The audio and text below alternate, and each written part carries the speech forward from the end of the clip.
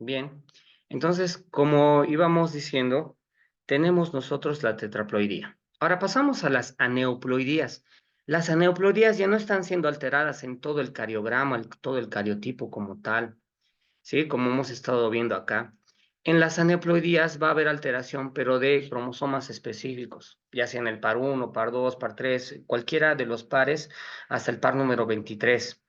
Y las aneuploidías se caracterizan justamente porque hay cromosomas individuales ausentes o adicionales en cualquiera de estos pares. ¿Y cuál es el mecanismo? Hemos hablado de que triploidía, mecanismo es la dispermia, en su mayoría, no es siempre que es por dispermia, pero en su mayoría es la dispermia la respuesta más común. En segundo lugar, teníamos a las tetraploidías, que la causa es la falta de división citogenética en el momento de la citocinesis, cuando sea la primera división o la segunda división. Y ahora estamos hablando de las aneuploidías. Dentro de las aneuploidías tenemos esto, la no disyunción en meiosis 1 y meiosis 2. No disyunción es no separación, ¿sí? Pero no es que estamos hablando de separar el citoplasma, como hemos hablado en las tetraploidías. Estamos hablando de no separar la información genética que son los cromosomas al momento de alinearse, al momento de la metafase, cuando se alinean y se separan, ¿sí? No se separan, se van yendo hacia un lado, se inclinan hacia un polo, no hacia ambos polos. Entonces, fíjense, lo que debería ser lo normal, la información cromosómica dividiéndose a dos células hijas, y estas a su vez se dividen a estas en la meiosis 2 a células haploides al momento de la formación, ¿no? de estas células. ¿Qué pasa cuando ocurre en meiosis 1 la no disyunción? Va a dejar a un lugar anómalo y obviamente la información de carga genética de meiosis 1 a meiosis 2, miren, va a llevar siempre un cromosoma a uno de estos pares ya a un momento de la no disyunción. O por este otro lado, no ocurre en la meiosis 1 y en la meiosis 2, en la meiosis 1 normal se dividió, pero en la meiosis 2 también. Miren, y añadiendo a uno de los pares cromosómicos siempre se lleva más información genética. Pero hay una característica, ¿no? Como estoy viendo, estas aneuploidías, eh, cuando hablo de estas, voy a encontrarlas que tengo en un individuo de cariotipo normal 2N, de par en par en par. En un cariotipo mutado llamado monosomía, a veces me deja y no tiene este espacio como tal. Y miren, en el par número 3 no está, porque en algún momento de la no disyunción obviamente ha dejado espacios vacíos. Entonces aquí le falta en la monosomía, por eso se coloca 2N menos 1. Esto que están viendo es nomenclatura que deben dominar. Miren las trisomías de acá, acá al revés. Tal vez el faltante de acá está acá o viceversa. En el par número 3, trisomía 2N más 1, en el cromosoma 3. Y ya vamos a encontrar algunas anomalías también llamadas tetrasomías. Ojo, ya tiendan bien, no es lo mismo decir tetraploidía y decir tetrasomía. No es lo mismo decir triploidía y decir trisomía. Cuando digo triploidía, estoy hablando de euploidías. Y cuando digo trisomías, estoy hablando de aneuploidías. ¿Sí? Es más, en colegio ustedes ya han visto lo del síndrome de Down y siempre se ha quedado en la mente trisomía, trisomía, trisomía, trisomía. Ah, aneuploidía. El otro que será diferente a la trisomía es la triploidía. ¿Qué características hemos visto entonces? Que esto es sacado de su libro, lo mismo que decía, no disyunción en meiosis 1 o meiosis 2. ¿Qué va a dar lugar a que en mi cariotipo voy a encontrar trisomía o monosomía? Estos son los gametos al final que se están formando y llevan esa información genética anómala. Dentro de las aneuploidías tenemos estos tipos o estos trastornos que los vamos a ver de manera general. Existen muchas más anomalías, también son unas listas largas y muchas enfermedades en alteraciones cromosómicas. Pero por esta vez vamos a ver las aneuploidías, las más comunes. Empezando desde el síndrome de Down, que es la alteración en el cromosoma 21, continúa la trisomía 18 como el síndrome de Edwards, Y terminamos con la trisomía 13, que es el síndrome de Patau. La mayoría de las trisomías de todo un cromosoma es incompatible con la vida, pero de mayor a menor vemos que en el síndrome de Down aumenta esta tasa de compatibilidad, ¿sí? Y también se sabe que las monosomías de todo un cromosoma son letales, letales porque no tienen mucha expectativa de vida o incluso ya mueren antes del nacimiento o a los primeros meses, semanas después de haber nacido, a excepción del Turner, que vamos a ver las características que tiene. Entonces, vamos con este primero. La trisomía 21 o el síndrome de Down. Es bien evidente que no sepan que la 21 es síndrome de Down, porque estoy viendo en su cariotipo y cariograma, ok, ok, 21, y sí, efectivamente, que debería venir en par, viene un cromosoma más, ¿sí? Entonces, esto nos está dando lugar a la trisomía 21. ¿Qué características tiene la trisomía 21? Desde ya el cariotipo es 47, no es 46. ¿Por qué? Porque tiene ese unito más. Puede ser XY o puede ser XX. Y aquí nos indica, según el cariotipo, dónde está esa alteración, que dice que es en el cromosoma número 21. Ahí va a estar alterado. La frecuencia de este tipo de nacimientos es de 1 en cada 700 a 1000 nacidos vivos. Este es el trastorno aneuploide autosómico más frecuente, el que más se ve a nivel mundial y es el compatible con la supervivencia hasta el nacimiento. Eso es verdad, porque van a ver ustedes las otras anomalías, a veces ni llegan a nacer, ¿no?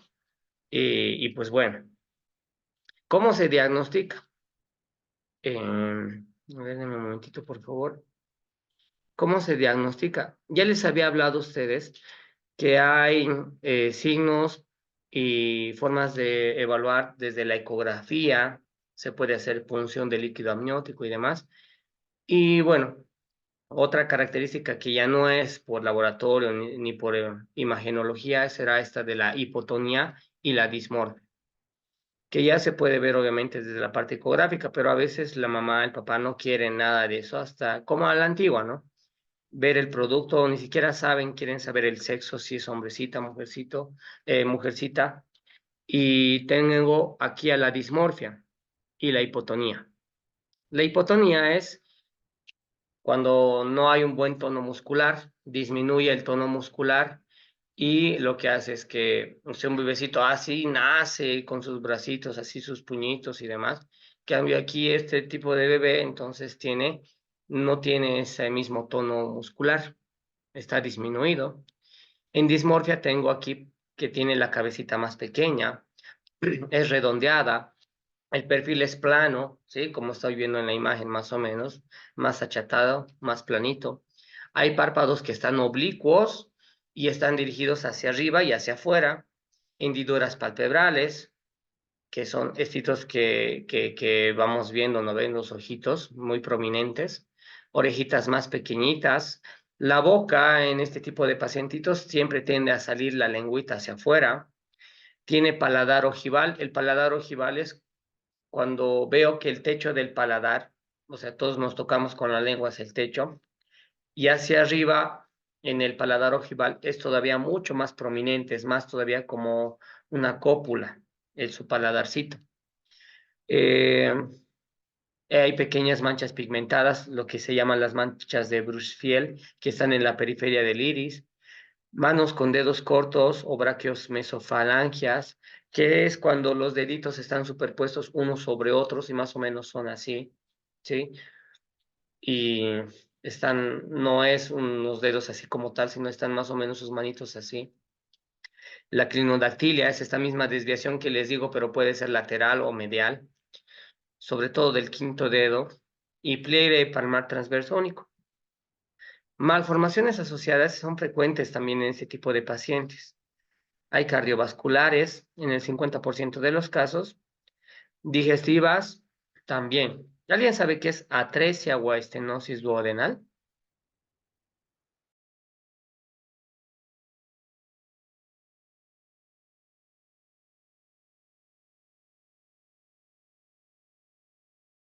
¿Alguien?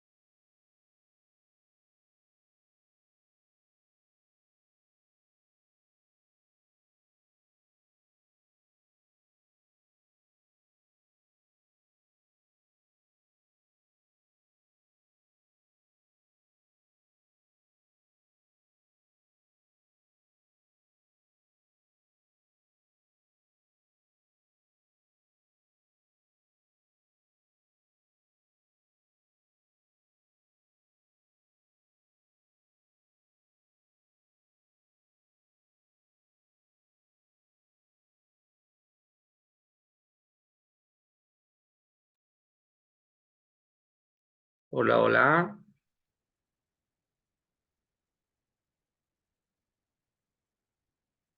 ¿Qué es atresia duodenal?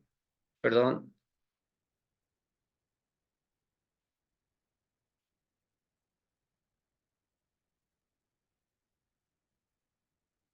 Ya bien. ¿Qué es genotipo, muchachos? La parte que no podemos observar, doctor, lo que está en el ADN. Ya, y que va a tener características que no son observables. Y eso tiene un poquito de relación, muchas gracias, Meiner. Eh, y vuelvo desde allá, aquí ya les estoy explicando. Toda enfermedad o todo síndrome, ¿sí? A ver, para empezar, a ver, iré por algo muy básico.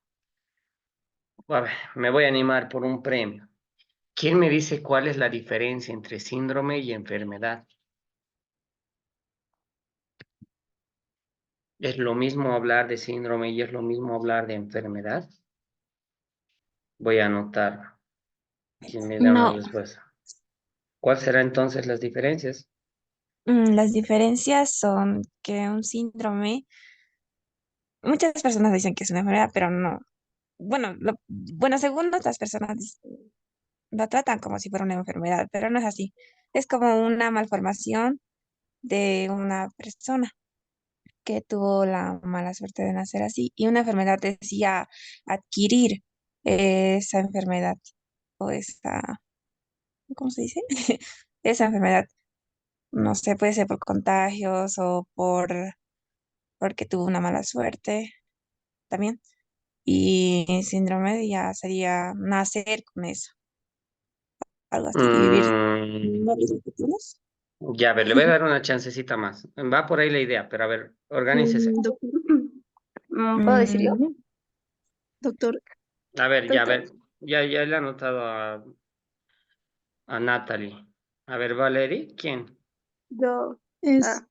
Sí, bueno, sería que un síndrome, bueno, es un conjunto de signos y síntomas y una enfermedad sería una condición patológica.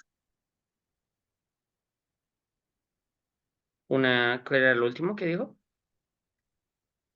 Condición patológica De,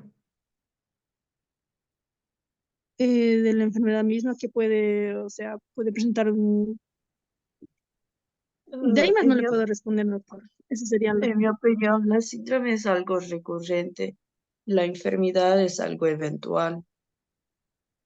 No sé si eso es. hay esa palabra en español, pero recurrente en portugués. ya.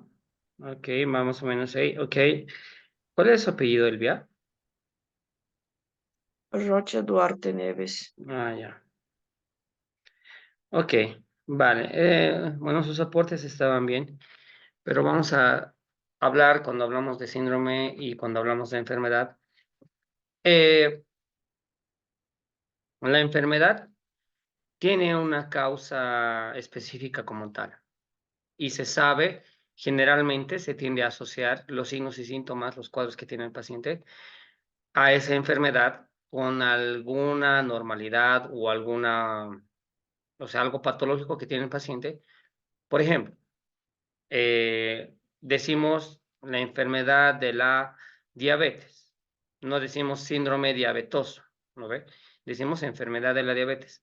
Y eso es porque sabemos que el azúcar está en exceso en el torrente sanguíneo, diabetes. Listo.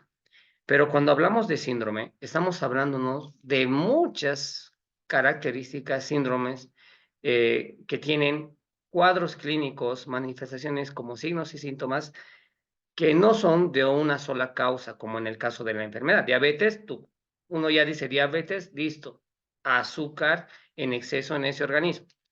Pero cuando tú dices síndrome, estás hablando de muchas cosas. Y ustedes están viendo ahorita en la diapositiva. Son tantas cosas que tiene este síndrome, o sea, que no solamente es una cosa, mira, alteraciones cardiovasculares, digestivas, encefalopatías. Entonces, tiene que estar muy claro cuando hablamos de síndrome y cuando hablamos de enfermedad, ¿ya? Entonces, si está aclarado todo eso, bueno, he notado participación, no se preocupen. Eh, ¿Puedo participar? Correspondiendo a la pregunta que hizo. sí, claro que sí, creo que quería hablar, estaba abierto su micrófono. A ver, dígame. Pues un síndrome es un conjunto de signos y síntomas que ocurre junto a una característica o una condición médica, a que una enfermedad es algo más patológico como, no sé, a ver, una condición patológica específicamente que tiene una causa conocida, en pocas palabras. ¿Ese es síndrome o enfermedad? Lo último que dijo. Esa es enfermedad. Una enfermedad es una causa patológica. Y en un síndrome es un conjunto de signos o síntomas que ocurre junto a la caracterización de una conducta médica particular. Ya. Vale, está muy bien, está muy bien. Entonces, complementando, ¿no? Como dijo su compañera, ya debe estar bien claro. Realmente hablar de un síndrome no es solo una cosa, puede venir por detrás muchas otras sintomatologías por otras causas. Y en la enfermedad se dice que en particularmente se conoce la causa o a qué está asociada, ¿no? Pero ya es algo más específico. Ahora, todo lo que estamos viendo a nivel cromosómico genético nos está haciendo entender que hay síndromes y enfermedades, ¿sí? Y la mayoría de estas están acompañadas por otros trastornos de otros sistemas que vamos a tener. Entonces, ahí es donde decíamos, síndrome de Down está acompañado por estos problemas cardiovasculares, digestivos, como les estaba preguntando sobre la atresia estenosis, es el estrechamiento nada más de la luz que tiene a nivel intestinal, a nivel duodenal, ¿sí?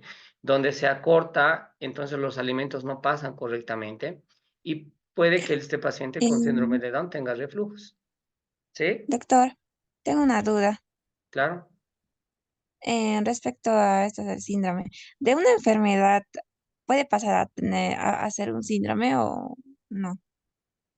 Sí, Ya que sí, usted sí. dijo que en el síndrome de Down hay muchas enfermedades y de una enfermedad ya, no sé, avanzada puede llegar a tener ese síndrome o algún síndrome. Sí, sí, sí, efectivamente. Es posible, pero no en el caso que estamos hablando. En otros casos, por ejemplo, en el paciente diabético, ya, es una enfermedad la diabetes. ¿Y qué pasa si la diabetes está provocando que al no controlar muy bien su glicemia, provoque un pie diabético? Ok, entonces ya estaríamos hablando de aumentar su enfermedad, que era de la diabetes, un pie diabético, una deficiencia en circulación, formación de varices, trombos a nivel de las extremidades. O sea, una enfermedad se puede sumar a otras enfermedades porque en realidad es como una cadena. Si no se controla y se estabiliza algo, ya puede volverse un síndrome metabólico, ¿no? Entonces se dan cuenta, empieza por una y puede terminar en un síndrome. Ahora, es imposible que sea al revés, es imposible. Es decir, tenemos el síndrome y volverlo hacia enfermedad es muy raro. Generalmente se va controlando todo cuando ya está afectado. Es muy poco probable, ¿no? No digo que es imposible, pero lo que tiende más es a una enfermedad, si no es controlada bien, complicarse a otro tipo de anormalidades y provocar síndromes, ¿no? Entonces ya tenemos otros síndromes, no solamente el metabólico, síndromes cardíacos, ya pasó de una insuficiencia ahora pasó a una estenosis, o sea, se puede complicar en un mismo organismo muchas cosas, ¿ok? Entonces, Ok, gracias, doctor. no, de nada. En esta que vemos la digestiva, que es atresia y estenosis, también puede ser característico de un paciente con síndrome de Down, entonces no le puedes tú, digamos, comer, comer, comer y puede tener esta alteración. Y te dice, no, pero ya no puedo o no quiere, ya no estás comiendo nada. Entonces puede tener este tipo de estenosis duodenal que no permite el pase de los alimentos correctamente. Luego tenemos a las encefalopatías. Esto es muy característico de las personas y yo les decía a ustedes, hay que saber tratar con todo tipo de pacientes y médicamente, el médico es el primero que tiene el toque y el tacto con los pacientes en primera línea. El coeficiente intelectual de estos pacientes se sitúa alrededor de los 50 años de edad a los 5, que va a decrecer generalmente después. No es que tengan alterado su coeficiente intelectual muchas veces, como a veces decían, ¿no? Por ahí que les tienen que hablar así como si con señas, todo, cuando el paciente te entiende perfectamente, ¿no? Entonces, hay grados de coeficiente intelectual en estos pacientes que obviamente la familia es la que más conoce, porque como vive día a día, sabe que te entiende perfectamente, ¿no? Pero cuando tú ves así, ¿no me entiendes? O sea, y quedas en ridículo porque, a ver, tampoco es que no te esté entendiendo, ¿no? Entonces, el médico debe saber tratar este tipo de pacientes y, bueno, van a tener la mayoría algunas dificultades de lenguaje, ¿no? Al saberse expresar, algunas de lectura y escritura, pero lo pueden aprender, ¿no? Solamente que hay que saber tratar correctamente. Y aquí tenemos algunos cuadritos que se pusieron, que está también de su libro, donde se habla de cómo hacer el tratamiento, la orientación y control de este tipo de pacientes que estoy observando. Desde ya les cuento, ¿no? Una anécdota. No era todavía médico, pero sí hacíamos los rotes, así en consulta. Resulta que a una señora le dicen que según ecografía había gran probabilidad de que su niño, el bebé, el producto que tenía síndrome de Down o alguna anormalidad genética, cromosómica o anormalidad de nacimiento, ¿no? Algún defecto que iba a tener. Entonces, esta señora no era de la ciudad, era de algún pueblo, una provincia, más que todo del campo, era una señora de pollera y estaba con su esposo, ¿no? Imagínense la noticia así al saber. El señor, con toda la ignorancia que obviamente tenía, de qué ha pasado, que no sé qué, que me has engañado, que qué habrás hecho, que, o sea, ignorancia total, ¿no? Al decirle que podía tener síndrome de Down su bebé. Y a veces la mamá también como que no entiende. Y ahí les pregunto a ustedes, o sea, ¿quién tiene que poner orden? ¿Quién tiene que entender y tener el mejor tino y toque para hablar este tipo de casos? Es el médico. No se olviden, siempre les he dicho, el médico es del que esperan una respuesta, del médico es el que esperan un accionar. A veces la enfermera o el enfermero también espera, a ver, entra este paciente, ¿qué hago, doctor? ¿Qué hago, doctora? ¿No ve? Entonces, tienen que tener madurez, ¿no? Y es un poquito relacionado a lo que ustedes me decían al principio. Estamos cansados, que estamos no sé qué y demás. Es algo que se va a volver más adelante en su profesión el pan diario. Y no es, o sea, es algo que ustedes va a llegar a un punto donde van a saber muy bien manejar las cosas, que ya no van a sentir esa sensación de, y ahora qué cansancio, qué estresante, qué hago, no sé qué, porque ya lo van a dominar. Eso es lo que les decía, es un proceso de maduración, ¿no? Pero no se vuelvan insensibles tampoco, como se sabe ver, ¿no ve? Mucha el médico con nariz arriba así y sacando pecho y soy mejor que todos, no, tampoco. Tienen que mantener la humildad y todo eso. Entonces, lo mismo con este tipo de pacientes. Hay que orientar a los papás correctamente y decirles, tu hijo, su hija puede tener, ¿sí? Pero es una creación, también es un ser vivo que necesitará mucha más atención de lo normal, pero también es parte de su familia. Entonces, eso ya es un tema de debate, ¿no? Que lo vamos a hablar la siguiente semana.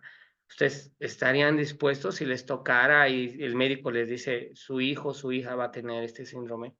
Entonces, es algo delicado, ¿no? O sea, yo mismo igual me pongo en la situación y digo, wow, eh, qué complicado, pero se puede y además todo pasa también muchas veces por algo y bueno, no queda amargarse, o sea, de nada me sirve amargarme, que no cambia nada.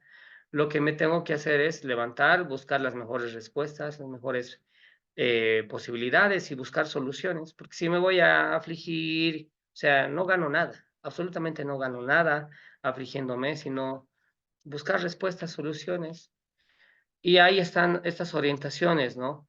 Que vienen cuando se tienen defectos cardíacos congénitos, buscar especialistas, buscar si hay algunos problemas pulmonares de la especialidad, pediatría, cómo hacer si tiene pérdida sensitiva neuronal, un seguimiento, pruebas necesarias y todo más o menos que tienen esa pequeña guía que habla no solamente del Down, sino puede ser de otros síndromes también, ¿sí?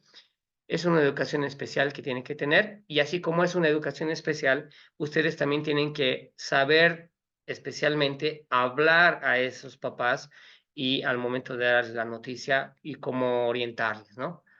Entonces, no se olviden, siempre el primer contacto para este tipo de noticias y demás es el médico.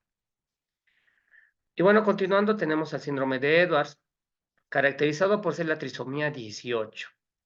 El síndrome de Edwards o trisomía 18, muy evidente acá, tiene algunas características que ya voy a ver. ¿Y qué caracteriza? Aquí está lo que les decía de las manitas, la clinodactilia, ¿no? Que no es una mano totalmente ni abierta ni así cerrada, sino siempre está una mano superpuesta, un dedito sobre otro, y así van cerrando sus manitos. La trisomía 18 del síndrome de Edwards tiene estas características. De día es 47 también. Puede ser XY y puede ser XX. Se da en el cromosoma número 18. La frecuencia es 1 de cada 6.000 nacimientos y es la segunda más frecuente después del síndrome de Down cuando hablamos del síndrome de Edwards. Pero aquí, lamentablemente, la supervivencia o la sobrevida es del menos del 5% hasta el nacimiento. Realmente es muy, muy alta. O sea, estos bebecitos no sobreviven, ¿no? También va a tener dismorfia, hipoplasia de las mandíbulas. Las mandíbulas no se desarrollan correctamente. Fíjense aquí en la imagen. Este bebecito, su mandíbula es totalmente acortada. Eso se llama también microretrognatia, que es una mandíbula más pequeña y generalmente llevada hacia atrás, ¿no? Esa imagen que ven ustedes será uno de esos pocos casos donde realmente ha tenido más tiempo de vida, ¿no? Y miren, tenemos igual lo del mentoncito también característico, como dice su libro, desde que nació, unos mesecitos de vida, a los 13 añitos. ¿Qué más tiene el síndrome de Edwards? Dolicocefalia. La dolicocefalia no se puede ver muy bien acá, pero es llevar siempre hacia atrás en la cabecita, es más ovalada y ensanchada hacia atrás. Dolicocefalia, ¿sí? Del síndrome de Edwards. Ya dijimos la microretrognatia, implantación baja de las orejas, malorladas o aspectofautos un poquito puntiagudas, y miren, malorladas porque no tiene la circunferencia como normalmente tiene una orejita, les parecería un poquito más hueca, ¿no? Como una cucharita prácticamente se podría decir. El pulgar y el índice, lo que les decía sobre los deditos. Los pies de piolet, si ven en internet y ponen piolet, es lo que utilizan los montañistas como para subir y escalar. Entonces, los pies de piolet son así, la punta de los dedos son dirigidas hacia arriba, ¿sí? Entonces, sus piecitos son así. ¿Qué más? También va a tener cardiopatías y malformaciones en la pared abdominal, como un palo Cele, donde no hay una pared abdominal correctamente cerrada, los músculos abdominales no se cierran bien. Y no digo que es lo mismo que una hernia, sino que la pared abdominal no se forma, o sea, no se cierra. Las vísceras pueden salir un poquito ahí y tiene una pared abdominal mucho más débil. Y la muerte va a ser precoz, como hemos visto que la vida también no es muy alta. 50% de este tipo de síndrome van a morir a las primeras semanas de vida y un 12% hasta las 12 semanas. O bueno, 12 meses como indica acá, o sea, no más del año, ¿sí? Entonces, características del síndrome de Edwards. Y por último, acá tenemos el síndrome de Patton en el cromosoma número 13. ¿Qué tiene estas características? Deme un momentito.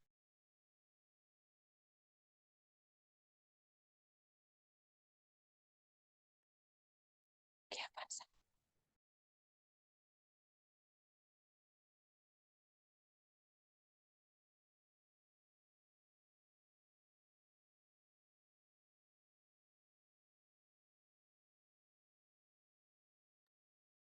Ya, perdón. Ok, entonces, como les decía, el síndrome de Patau es la trisomía 13 y también es 47 con el cromosoma o el par 13. Uno de cada 10.000 nacimientos va a presentar este síndrome de Patau y tiene la dismorfia también presente acá. Labio leporino. ¿Qué es labio leporino, muchachos? es labio partido, o sea, no está muy bien cerrado. Ya, muy bien. Hay una hendidura generalmente en el labio y también se asocia hacia el paladar, el labio leporino. Ujú.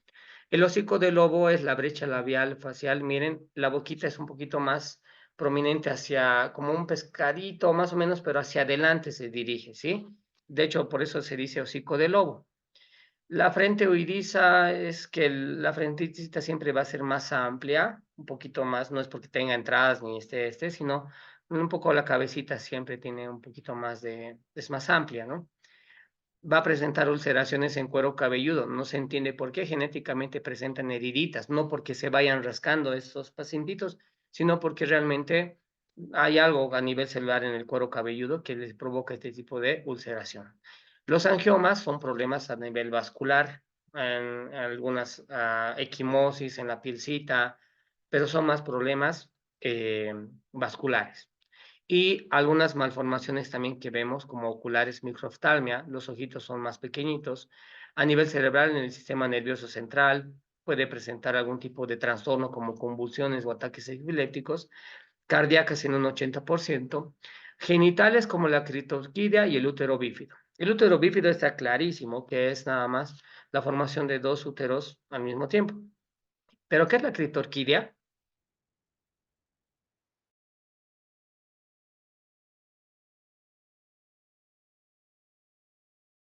¿Puede volver a repetir la pregunta, por favor? ¿Qué es criptorquidia?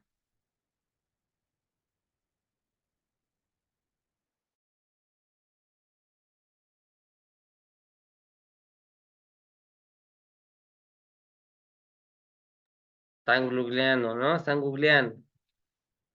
Ya, la criptorquidia es nada más el testículo que no ha descendido, en este caso si es varón. Entonces, no descienden los testículos, por lo tanto, causa obviamente algún tipo de alteración a nivel genital. ¿Qué más? Presenta hernia umbilical, exadactilia, pies en piolet, lo que dijimos, la espina bífida, y la muerte precoz en este tipo de pacientes es del 88% y mueren durante el primer año de vida, ¿sí? Y aquí ustedes ven Em, imágenes, ¿sí? Doctor, entonces eso de la, ¿qué se llama esto? Clitorquidia, ¿solo se puede dar en varones el síndrome de Patau o en mujeres también? No, como les dije al principio, en varones y en mujeres. O sea, en ambos, en todas estas trisomías puede ser para varón, puede ser 47XY o 47XX. Sí, en los Ah, dos. ok. Sí, sí. Entonces, ustedes dirán, las imágenes que les coloca su libro son de diferente tipo, ¿no? Y dicen, pero si la expectativa de vida y esas imágenes, bueno, yo supongo que el autor lo que ha querido reflejar poniendo imágenes de niños que tienen más vida es esperanza de vida. Todo tipo de anomalía y todo tipo de ser vivo, solamente Dios sabe. Y si no creen en Dios, igual se respeta, pero bueno, ¿por qué ocurren estas cosas, no? Pero hay que tener un respeto a la vida, hay que tener un respeto a todo lo que nos ocurre. Las situaciones en las que nos enfrentamos no es muchas veces accidentes por algo, y no es que Dios se enoje con nosotros y diga, uy, a ti siempre.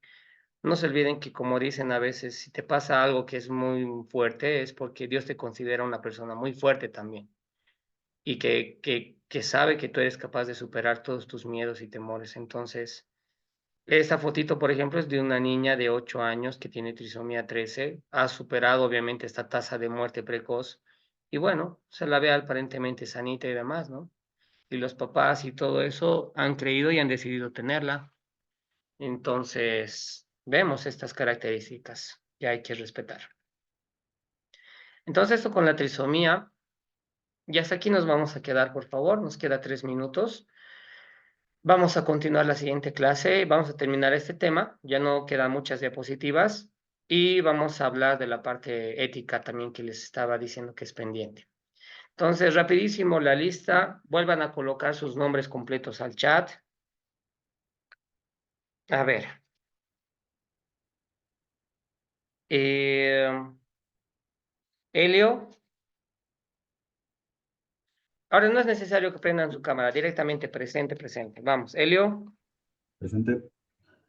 Eric Yamil, Presente, doctor. José Miguel llegó, no. José Miguel Calizaya. Presente, presente. Ya. Natalie Céspedes. Presente, doctor. Kevin Camacho. Presente, doctor. Alison Liendro. Llanos Rea.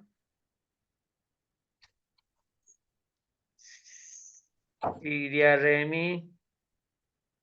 Presente, doctor. María Fernanda. Mariana Fernanda. Llegó. Ya, Natalie Mejía está. Michelle Menacho. No nada que Presente. ver. Valerie está. Leonardo Miguel. Presente. Lizeth Montaño. Presente. Miguel Ángel Montesinos. Fernanda Morales. Ya, a ver, lo vamos a hacer más corto. Por favor, escriban al chat toditos los que están presentes. Se está grabando, igual voy a revisar de ahí. A ver, Miner está entonces, ¿no? No me respondió al principio. Sí estaba, doctor, sino que me había olvidado prender mi micrófono. Disculpa, doctor. Ya, está bien. María Zoe. Enilson Doctor, Cristian. presente, estaba escribiendo mi asistencia.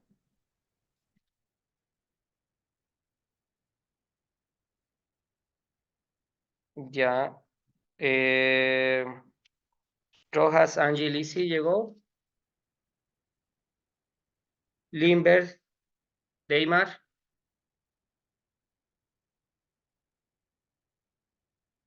Y Toco Wilson. Ya, ya muchachos. Entonces, todas las recomendaciones no se olviden. Que les vaya bien. Nos estamos viendo más adelante. Cuídense. Están en la recta final, así que ánimos.